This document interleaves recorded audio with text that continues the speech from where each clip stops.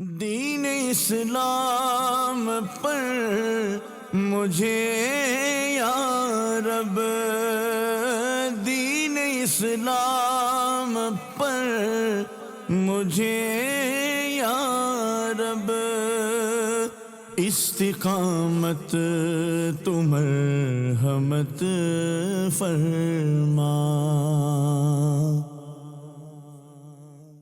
صلو علی الحبیب صلی اللہ تعالی علی محمد صلی اللہ تعالی علیہ وسلم۔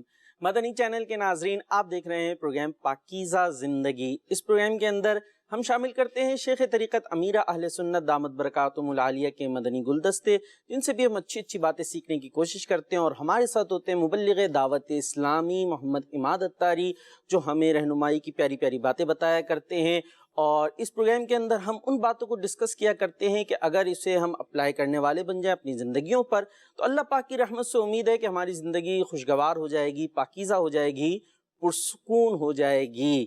تو آئیے چلتے ہیں مبلغ دعوت اسلامی کی طرف، اور آج جانتے ہیں کہ کس موضوع پر وہ ہمیں پیاری پیاری باتیں سکھانے والے ہیں۔ السلام علیکم ورحمۃ اللہ وبرکاتہ۔ وعلیکم السلام ورحمۃ اللہ خیریت سے حضور؟ وبرکاتہ۔ اللہ پاک کا کرم، اللہ پاک کا احسان۔ آج کا موضوع جو ہے وہ تو یوں تو بہت کامن موضوع ہے کہ بچے کو اس موضوع کو کچھ سمجھ ہوتی ہے یا یہ اس طرح کی باتیں سنتا رہتا ہے، اور وہ موضوع ہے اللہ پاک کا خوف، اللہ پاک کا ڈر۔ یعنی بچے کو بھی کہتے ہیں اللہ سے ڈرنا چاہیے، اس طرح کی باتیں بچے بھی سنتے ہیں۔ صحیح۔ تو ایک چیز جو ہے وہ یہ، یعنی یوں سمجھے یہ جملہ تو بہت زیادہ رائج ہے، اللہ سے ڈرو، ہم اللہ سے ڈرتے ہیں، اللہ سے ڈرنا چاہیے، ٹھیک ہے، مگر اللہ سے ڈرنے کا صحیح مفہوم کیا ہے، اور اللہ سے ڈرنے والے فرد کی کیفیت حالت کیا ہے، وہ کون سی باتیں ہیں جس سے یہ پتہ چل جائے اللہ پاک کا خوف ہے۔ یعنی ہم جن چیزوں کو دیکھ کر جج کر سکیں کہ سامنے والا فرد اللہ پاک کا خوف رکھتا ہے، صحیح، یہ تو سامنے والے کو کی ججمنٹ کی تعلق سے ہے، اور اصل مقصد یہ کہ ہم اپنے آپ کو جج کر سکیں کہ ہم میں اللہ پاک کا خوف ہے یا نہیں۔ یہ بات بہت اہم ہے۔ زبردست۔ یہاں میں چاہوں گا اور مدنی چینل کے ناظرین بھی توجہ کریں، اور یوں کہہ لیجیے ایک سوال بھی ہے، اور سوال انشاءاللہ جواب آپ کی گفتگو میں آ ہی جائے گا امید ہے، کہ ڈرنے کا آپ نے فرمایا نا کہ مفہوم کیا ہے اللہ پاک سے ڈرنے کا۔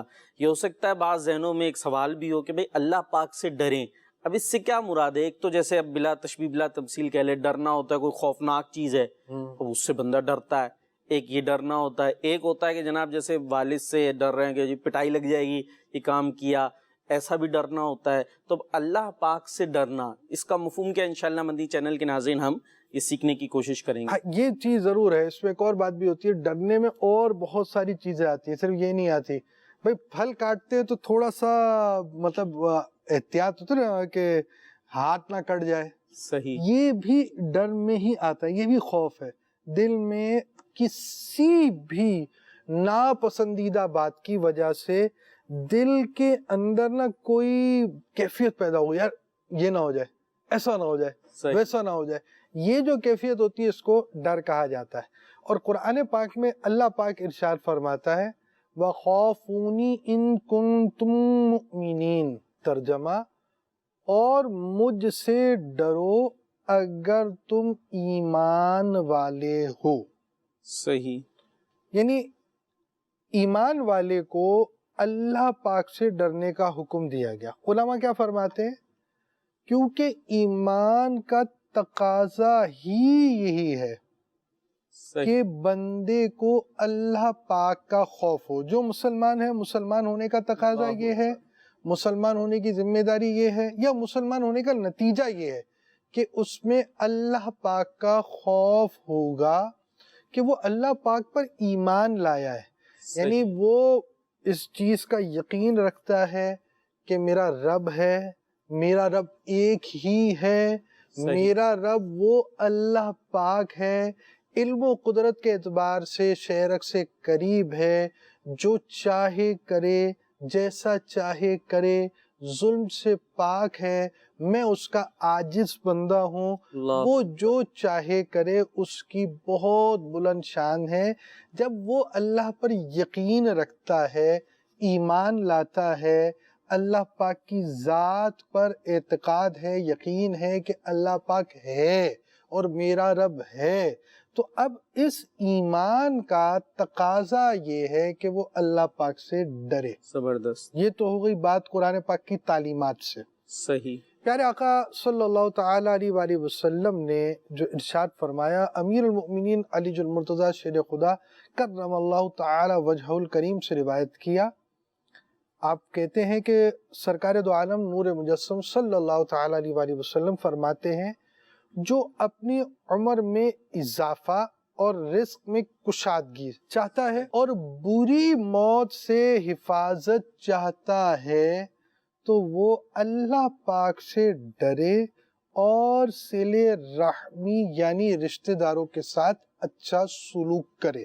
اپنی عمر میں زیادتی، رزق کے اندر رزق کا زیادہ ہو جانا، بری موت سے بچنا، ان تین چیزوں کو چاہتا ہے تو اللہ پاک سے ڈرے اور رشتہ داروں کے ساتھ حسن سلوک کرے۔ پیارے آقا علیہ الصلوۃ والسلام نے ایک اور مقام پر ارشاد فرمایا، اگر تم مجھ سے ملنا چاہتے ہو تو میرے بعد بھی اللہ پاک سے بہت ڈرتے رہنا۔ اللہ اکبر۔ اللہ پاک کے خوف کی اہمیت اور اس خوف سے نتیجے سے حاصل ہونے والی برکتیں بیان کی گئیں، حدیث نے بیان کی، قرآن پاک کی تعلیمات نے بیان کی۔ اب خوش نصیب وہ ہے جو اللہ پاک کے خوف کی طرف بے آئے۔ شک۔ مدنی چینل کے ناظرین، یہاں ہم نے قرآن پاک کی آیت بھی سنی، احادیث بھی سنی، جو اس بات پر دلالت کرتی ہیں یا یہ بات بتاتی ہیں اور اس بات پہ موٹیویٹ کرتی ہیں کہ بندے کے دل میں اللہ پاک کا خوف ہونا چاہیے۔ یہ قرآن و حدیث کا تقاضا ہے، اور قرآن و حدیث کے تقاضے سے یہ بھی پتہ چلا بندہ مومن کے ایمان کا بھی تقاضا ہے کہ وہ اللہ پاک کا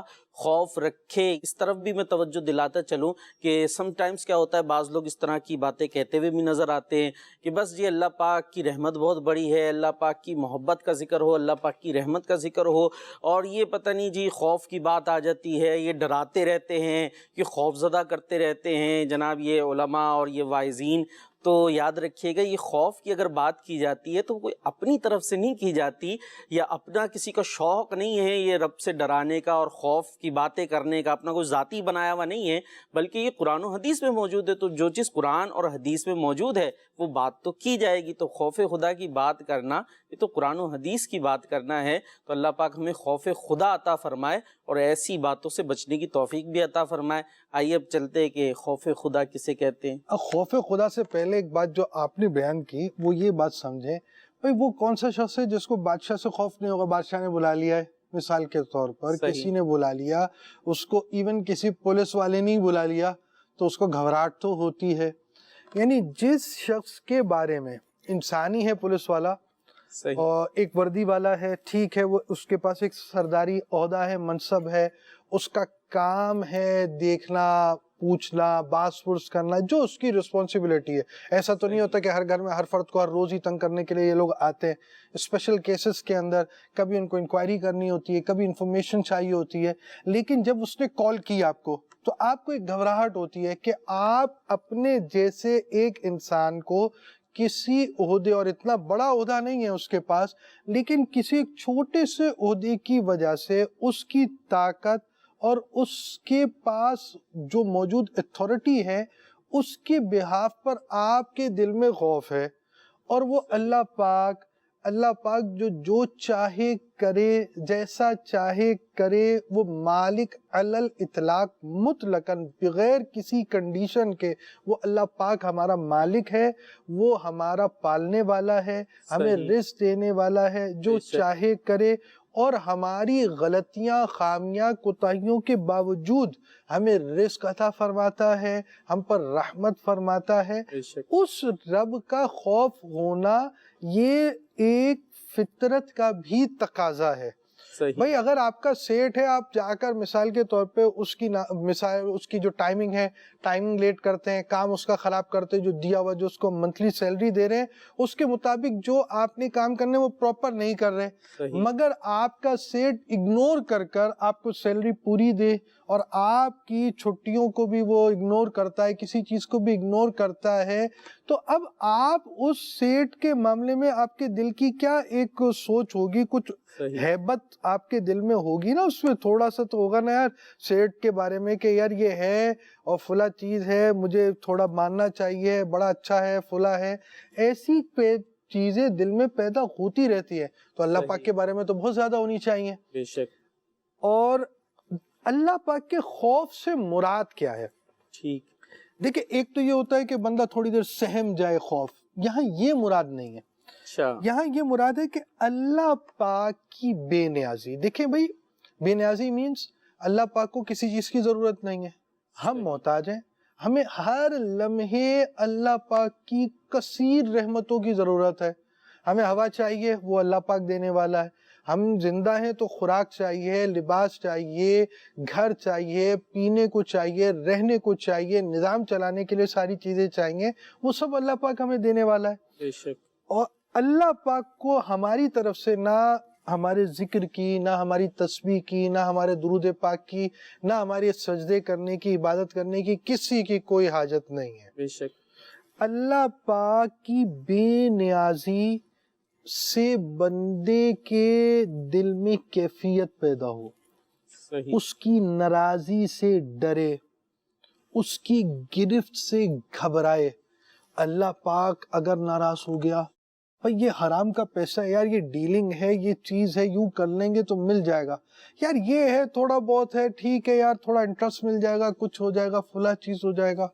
یہ چیز سوچے بندہ اللہ نے گرفت کر لی تو اللہ پاک کا حکم جو ہے وہ چھوڑ رہا ہوں، اس کی مخالفت کر رہا ہوں، یعنی وہ مجھ پر احسان فرما رہا ہے، بے شک. اس سے میری کوئی ضرورت نہیں. سیٹ اور ملازم میں مسئلہ ہے، سیٹ کو بعض اوقات ملازم کی ضرورت ہوتی ہے، اگر وہ ملازم کو پے کر رہا ہے تو اس سے ارن زیادہ کر رہا ہے، اس کی ارننگ زیادہ ہے، پے کرنا اس کا کم ہے.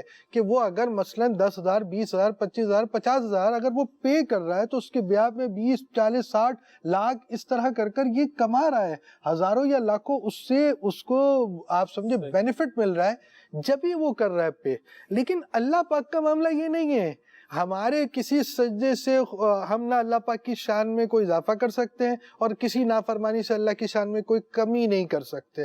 تو اب جب اللہ پاک کی ذات ایسی کریم ذات ہے اور اللہ پاک کو ایسی طاقت حاصل ہے کہ تصور نہیں کیا جا سکتا. امام غزالی نے بڑی پیاری مثال دی ہے، بڑی پیاری مثال دی، یعنی سمجھنے کے لیے کافی ہے. ایک شخص ہے، اس کو شیر نے پکڑ لیا ہے. کنڈیشن یہ ہوتی ہے ایسے موقع پر کہ بندے کا ویسے ہی ہارٹ فیل ہو جاتا ہے کہ دل ہی وہ پوزیشن میں نہیں رہ پاتا کہ اب تو گئے 100% گئے. تو جو شیر نے پکڑ لیا انسان کو، اس وقت اس کی کیا کیفیت ہے؟ صحیح. کچھ بھی نہیں کر سکتا. تو شیر کی طاقت اور شیر کے اختیارات سے بہت بڑھ کر اللہ پاک کو اختیار ہے. اللہ اکبر. اللہ. تو بندہ اللہ پاک کے پیش نظر ہے اور اس کی نافرمانی کر رہا ہے. اللہ. تو اس کے دل میں کیسی کیفیت ہونی چاہیے؟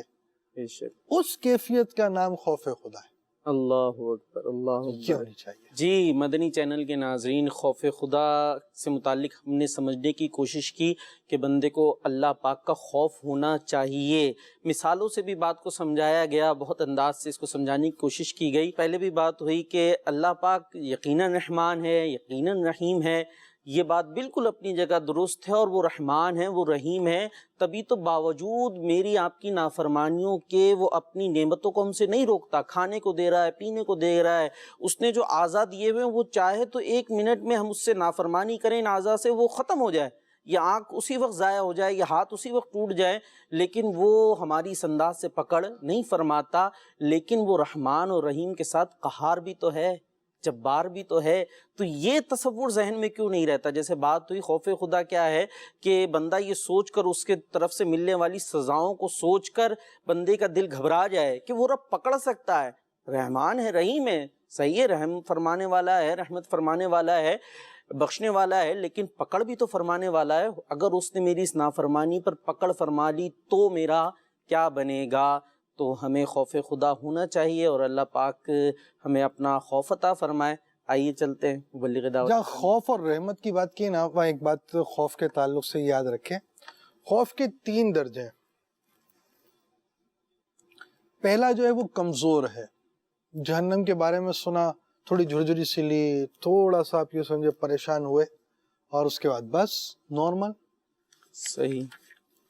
یہ جو کیفیت ہے یہ کمزور ہے. ایک یہ ہے درمیانی کیفیت کہ دوزخ کے عذاب کا سنا، اور اب اس گناہوں سے جو دوزخ کی طرف، جہنم کی طرف لے کر جانے والے ہیں، اس سے بچنے کی عملی کوشش شروع کر دی. صحیح. تیسرا یہ ہے کہ خوف کا ایسا اس پر غلبہ ہوا کہ وہ اپنی مغفرت سے ہی نا امید ہو گیا اللہ کہ یار اللہ پاک جبار بھی ہے، قہار بھی ہے، اور میرے سے یہ غلطی ہو گئی، اب میں جہنم ہی میں جاؤں گا.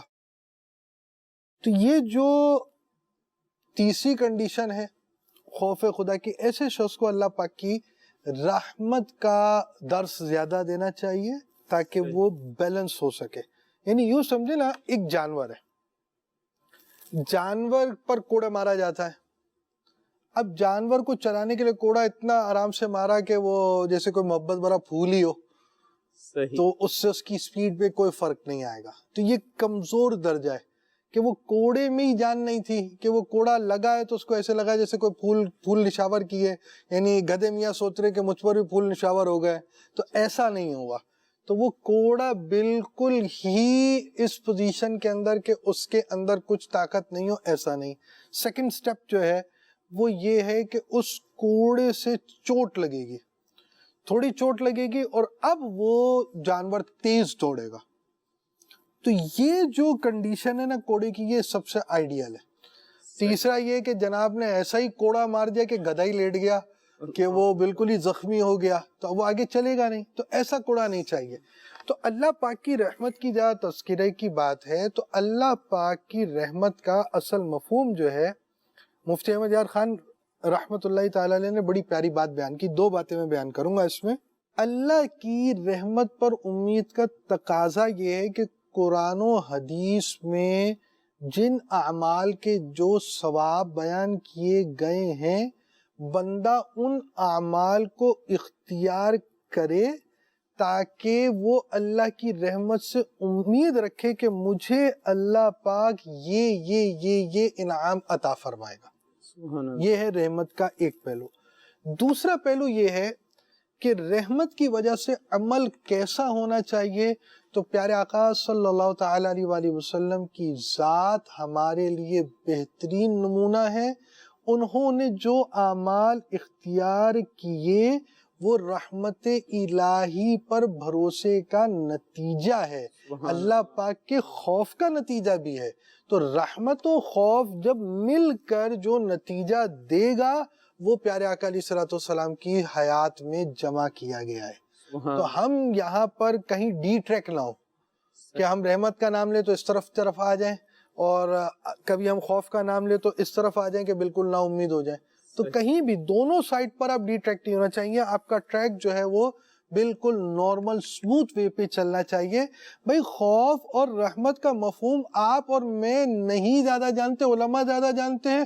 علماء بھی زیادہ نہیں جانتے جتنا مجتہدین جانتے ہیں، وہ بھی اتنا نہیں جانتے جتنا صحابہ کبار جانتے ہیں، اور وہ بھی وہ نہیں جانتے جو انبیاء جانتے ہیں، اور جو پیارے آقا علیہ الصلوۃ والسلام کی ذات ہے اس کی کیا، ان کی کیا شان ہے. تو جو رزلٹ، جو نتیجہ آیا وہ ہمارے سامنے ہے کہ پیارے آقا علیہ الصلوۃ والسلام کی زندگی نمازوں والی، عبادت والی، زہد و تقوی والی. تو یہ رحمت اور خوف کے مجموعے کا نتیجہ ہے. سبحان اللہ. اور یہاں مدنی چینل کے ناظرین بھی توجہ کریں، اور آپ کی طرف بھی اس بات کو میں لے کر آؤں گا کہ یعنی یہ 2 جو صورتیں بتائی ہیں، ایک تو وہ اتنی کمزور کہ یعنی خوف پیدا ہی نہیں ہو رہا کہ بندہ جو ہے نافرمانیوں کو چھوڑے اور فرما برداری کی طرف آئے، یا یوں کہہ لیجئے بس ایک رحمت کا ہی تصور ہے، اور جس کی بنا پر یعنی وہ ایسا رحمت کا تصور ہے کہ اللہ پاک کی فرما برداری کی طرف نہیں آ رہا، اور دوسرا یہ کہ اتنا زیادہ خوف کی بات کر لی کہ مطلب اب تو چونکہ تو گناہ ہو گئے اور اب تو بس پکڑ ہونی ہونی، عذاب ہونا ہی ہے،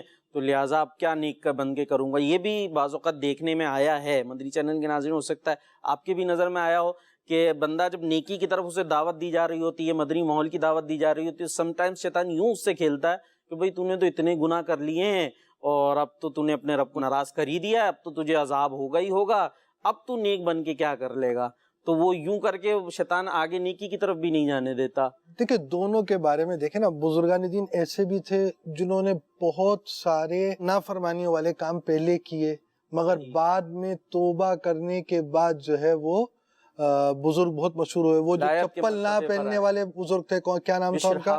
حضرت بشر حافی رحمۃ اللہ تعالی علیہ۔ وہ کیسا ٹریک تھا، مگر وہ ایک دم ٹریک ان کا چینج ہو گیا۔ تو اب ان ساری چیزوں کو آپ یہ سمجھیں کہ اس طرح یہ چیزیں ہیں، ہم اگر وہی بات ہے قرآن و حدیث اور ان کی تعلیمات پر عمل کرنے والے بزرگوں کو اسٹڈی کریں گے تو پھر ہم ڈی ٹریک نہیں ہوں گے۔ یعنی کوئی بھی خوف کا ایسا غلبہ، حضرت یحییٰ علیہ السلام کا خوف اور آپ کا خوف تو ایسا تھا کہ آپ کے آنسو اور پھر یہاں تک کہ آپ کے چہرے انور کے اندر اس کے نشانات اور دیگر چیزیں جو بھی چیز تھی جو لکھا گیا، اتنا خوف ہونے کے باوجود بھی اللہ کی رحمت سے مایوس نہیں ہوئے۔ یعنی وہ خوف جو ہم تصور بھی نہیں کر سکتے، یعنی یوں کہنا چاہیے ہمارے خواب میں بھی ایسا خوف نہیں ہوگا، وہ خوف انہیں حاصل تھا مگر اللہ کی رحمت سے امید تھی۔ سبحان اللہ۔ جی مدنی چینل کے ناظرین، کہتے ہیں نا ایمان خوف اور رحمت کے درمیان ہے، یعنی اللہ پاک کا خوف بھی ہونا چاہیے اور ساتھ میں اس کی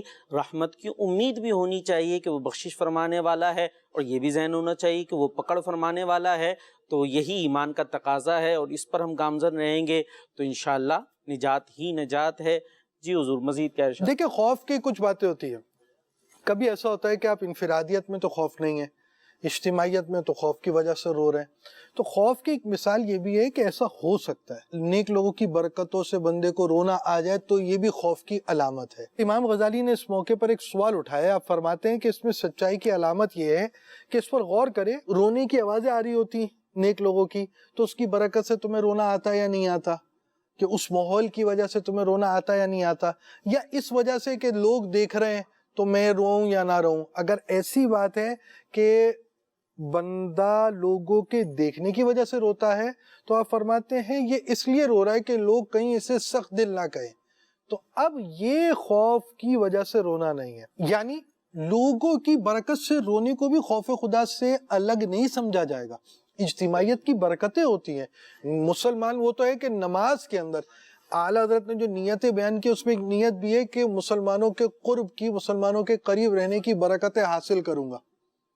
تو جب اعلیٰ حضرت نے یہ نیت بیان کی ہے تو اس کو سمجھیں۔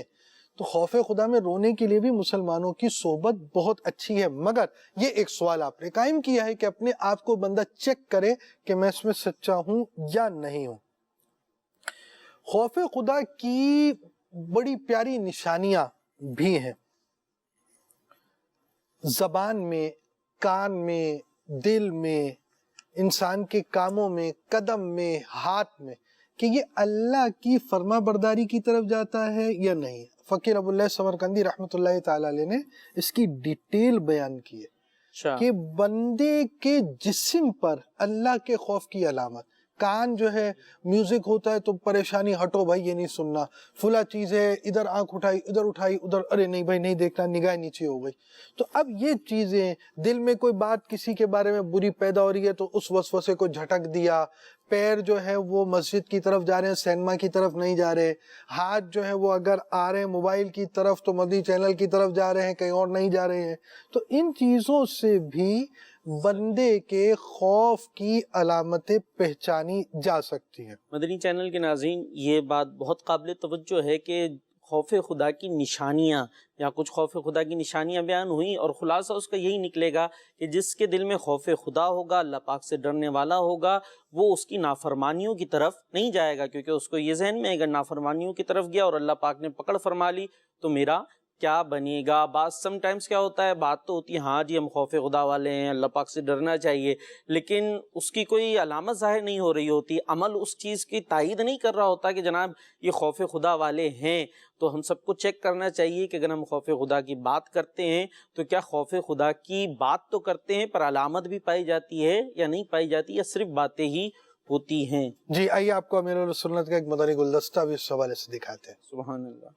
میرا امیر اہل سنت سے یہ سوال ہے کہ لوگوں کے دلوں میں اللہ کا خوف کیوں کم ہو جاتا ہے؟ برائے مہربانی اس کے بارے میں ارشاد فرما دیں۔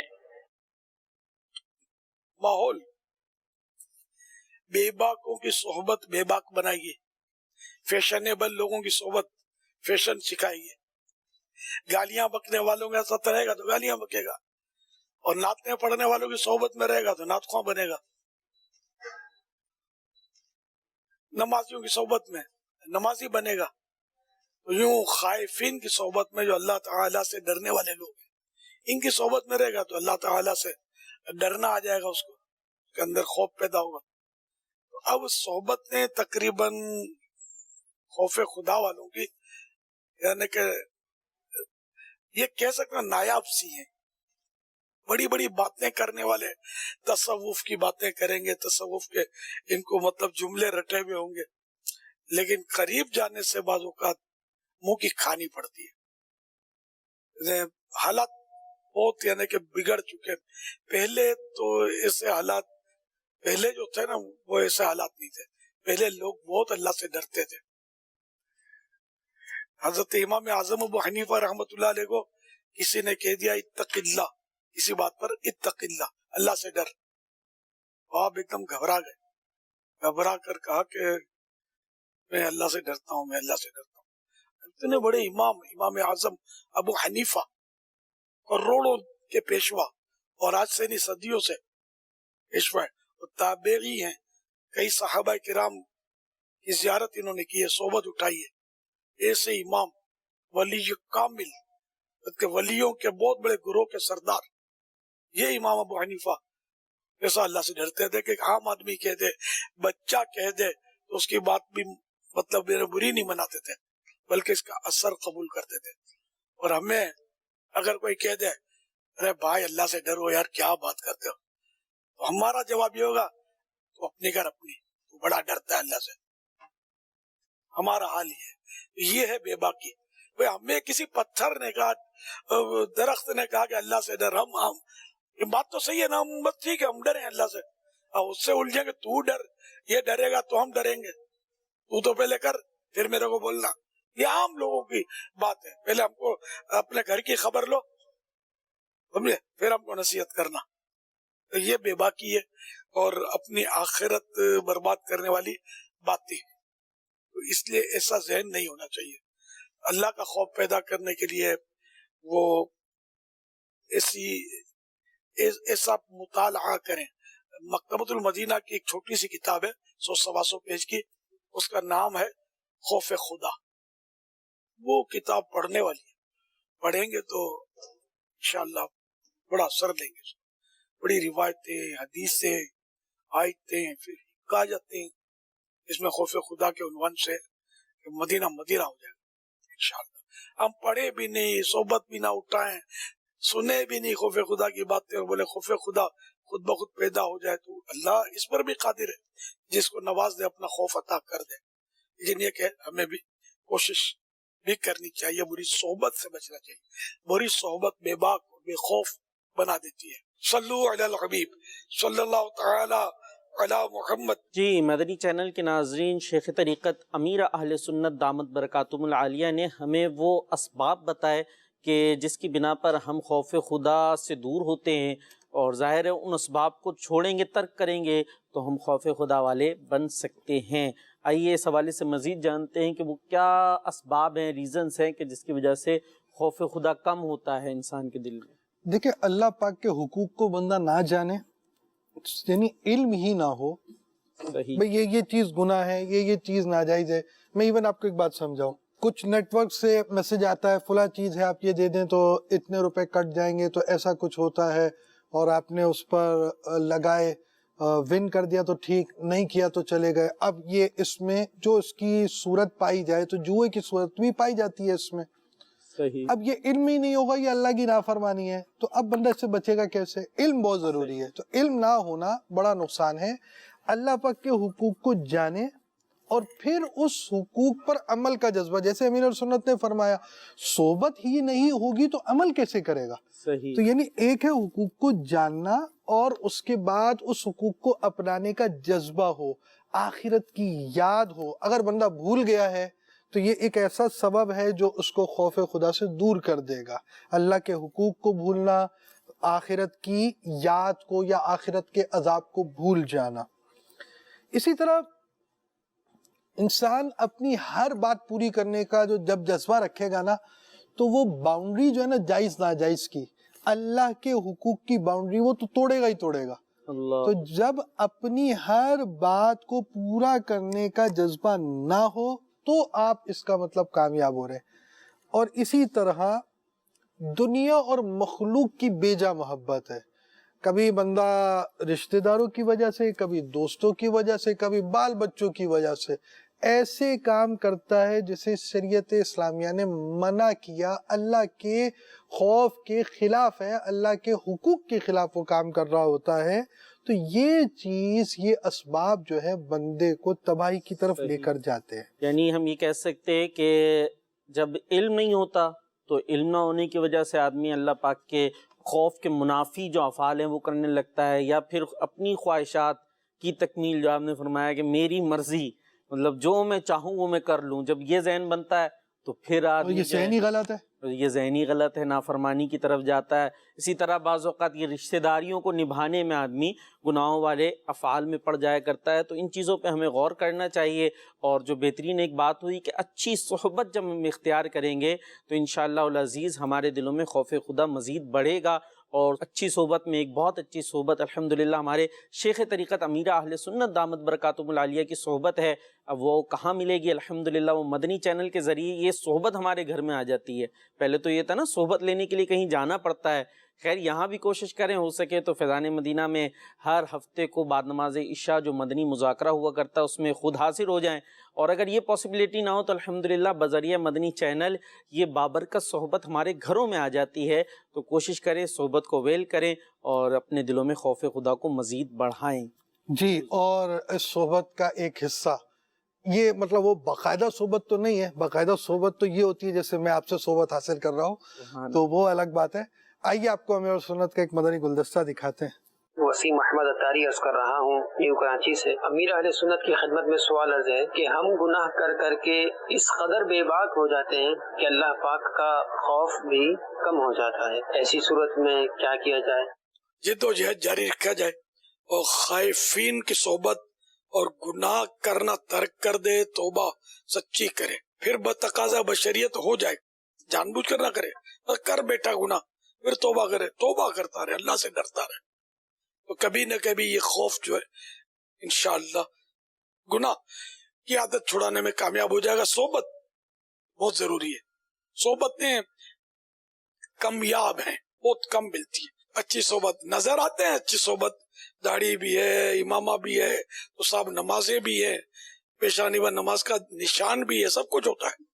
لیکن بعض اوقات مطلب وہ صورت نہیں ہوتی کہ جس سے آدمی جو ہے نا اس کی اصلاح پکڑ لے.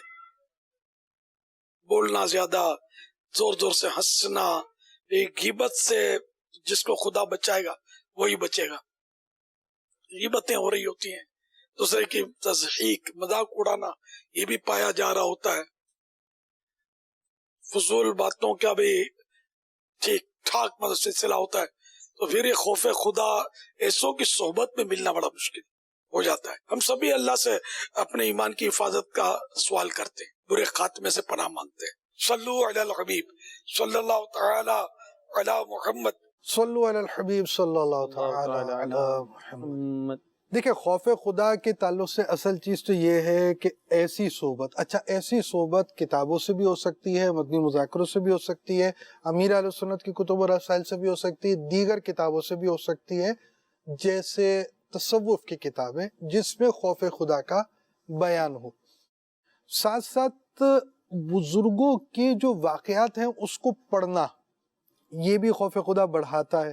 حضرت سیدنا شعیب علیہ السلام خوف خدا سے اتنا روتے تھے کہ مسلسل رونے کی وجہ سے آپ کی بینائی کا ایک حصہ تشریف لے جا چکا تھا، وہ حصہ کم ہو گیا تھا۔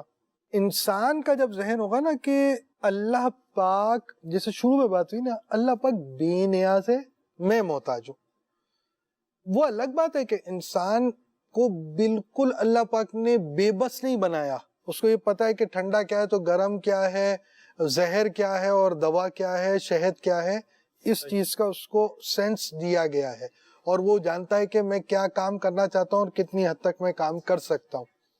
لیکن انسان کو اللہ پاک کی رحمت کی ضرورت ہے، اس سے وہ بے نیاز ہو ہی نہیں سکتا۔ بے شک۔ تو اب یہاں اس چیز کا تصور ہونا، اور دوسری طرف یہ تصور ہونا کہ اللہ پاک بے نیاز ہے، اللہ، میں محتاج ہوں۔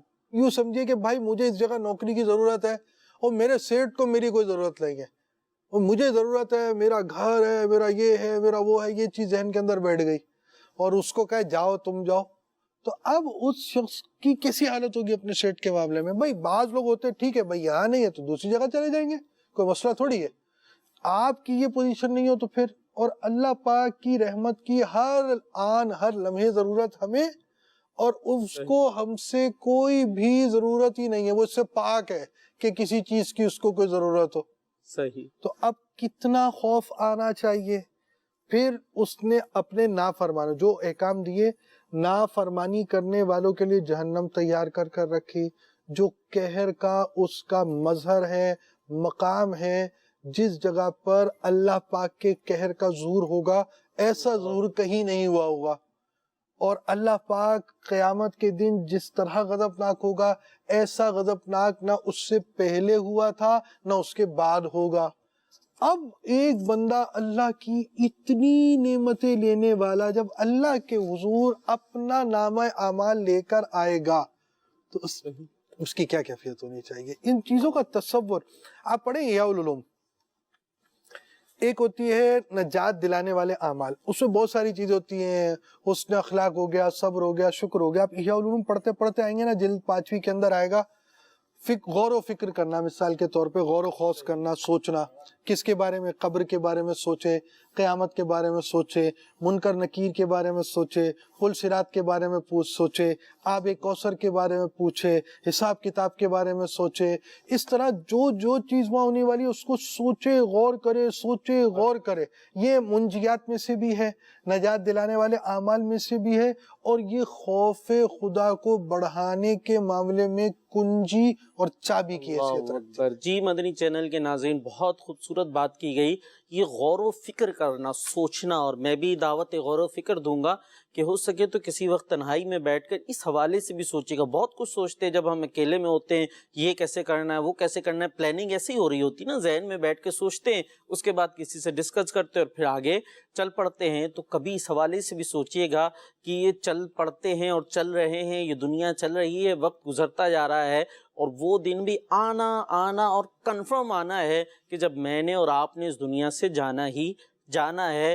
تو دنیا سے جائیں گے، آگے کیا ہوگا، قبر میں کیا ہوگا، حشر میں کیا ہوگا، جو آج میں اور آپ کر رہے ہیں اس کا نتیجہ کیا نکلنے والا ہے، اس حوالے سے سوچیں۔ اور یہ سوچنا بھی ایک عبادت ہے، اور اسی سوچ کے نتیجے میں اللہ پاک کی رحمت سے امید ہے کہ ہم اچھے کاموں کی طرف آ جائیں گے، برے کاموں سے بچنے والے بن جائیں گے، اور اس ذریعے سے دل میں خوف خدا بھی پیدا ہوا کرتا ہے۔ دعا کر لیتے ہیں، اللہ پاک ہم سب کو خوف خدا عطا فرمائے۔ الحمدللہ رب العالمین والصلاة والسلام علی سید المرسلین۔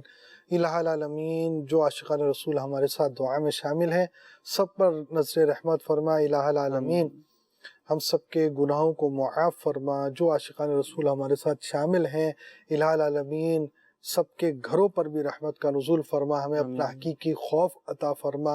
الہ العالمین، ہمیں اپنی ناراضی والے کاموں سے بچنے کی توفیق عطا فرما. آمین. وصلی اللہ تعالی علی خیر خلقہ سیدنا و مولانا محمد وعلی آلہ وصحبہ اجمعین برحمتک یا ارحم الراحمین. لا الہ الا اللہ محمد رسول اللہ. دین اسلام پر مجھے یا رب، دین اسلام پر مجھے یا رب، استقامت تو مرحمت فرما.